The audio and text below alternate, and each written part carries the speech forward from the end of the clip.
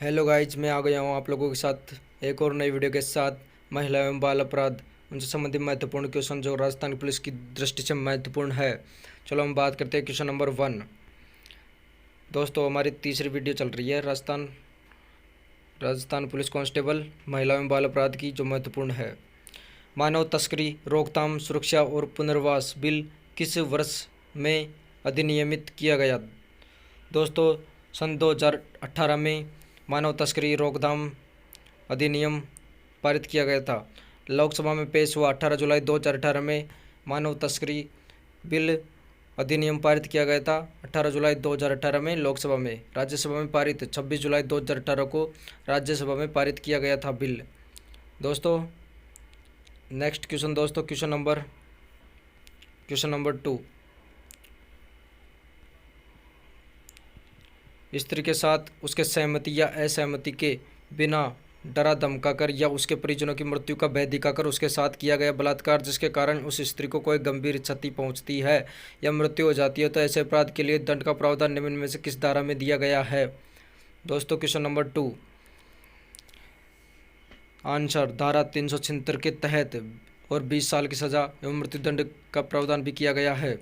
दोस्तों, question number 2 किसी स्त्री के साथ उसकी सहमति या असहमति से बिना डरा धमकाकर या उसके परिजनों की मृत्यु का भय दिखाकर उसके साथ जो बलात्कार किया जाता है उसके कारण उस स्त्री को कोई गंभीर क्षति या उसकी मृत्यु हो जाती है, तो उसके अपराध के लिए कौन सा प्रावधान किया गया है? किस धारा के तहत? 376 धारा 1 के तहत 20 साल की सजा और मृत्युदंड का प्रावधान किया गया है। दोस्तों, क्वेश्चन नंबर 3 धारा 376 बी क्या है? धारा 376 बी क्या है? दोस्तों, क्वेश्चन नंबर 3 आंसर बिना सहमति के संभोग करना। धारा 376 बी सजा 2 से 7 साल की सजा का प्रावधान किया गया है। नोट, यदि स्त्री और पुरुष के बीच तलाक हो चुका है और उसके बाद भी ऐसा करता है तो धारा 370 बी लागू होगी। धारा 376 बी बिना सहमति के संभोग करना। नेक्स्ट क्वेश्चन दोस्तों, धारा 376 सी। क्वेश्चन नंबर 4 धारा 376 सी क्या है?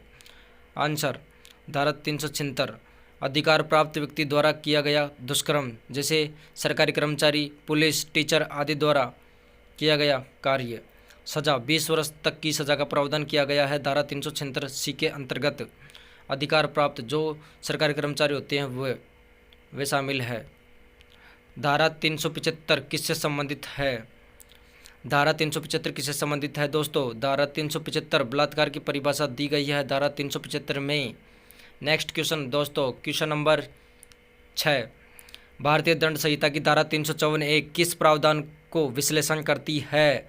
धारा 354 ए यौन उत्पीड़न के लिए सजा एवं महिला की लज्जा भंग करना।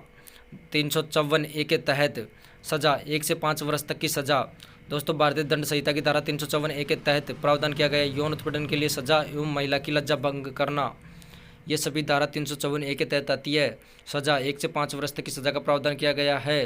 क्वेश्चन नंबर 7 दोस्तों, धारा 354 बी क्या है? दोस्तों, धारा 354 बी की बात कर रहे हैं हम। आंसर महिला को निवस्त्र करना।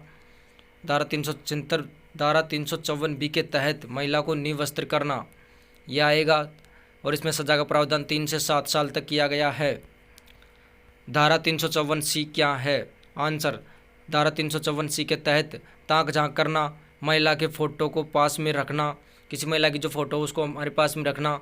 सज़ा 1 से 3 साल तक की सज़ा का प्रावधान किया गया है धारा 354 सी के तहत। नेक्स्ट क्वेश्चन दोस्तों, क्वेश्चन नंबर 9 धारा 354 डी। दोस्तों, क्वेश्चन नंबर 9 धारा 354 डी क्या है? आंसर महिला का पीछा करना या नाम पता पूछना आदि धारा 354 डी के तहत आएगा। सजा 1 से 3 वर्ष तक की सजा का प्रावधान किया गया है। दोस्तों, धारा 354 डी के तहत महिला का पीछा करना, किसी भी महिला का पीछा करते हैं तो या उसका नाम पता पूछने की कोशिश करते हैं तो धारा 354 डी लगेगी।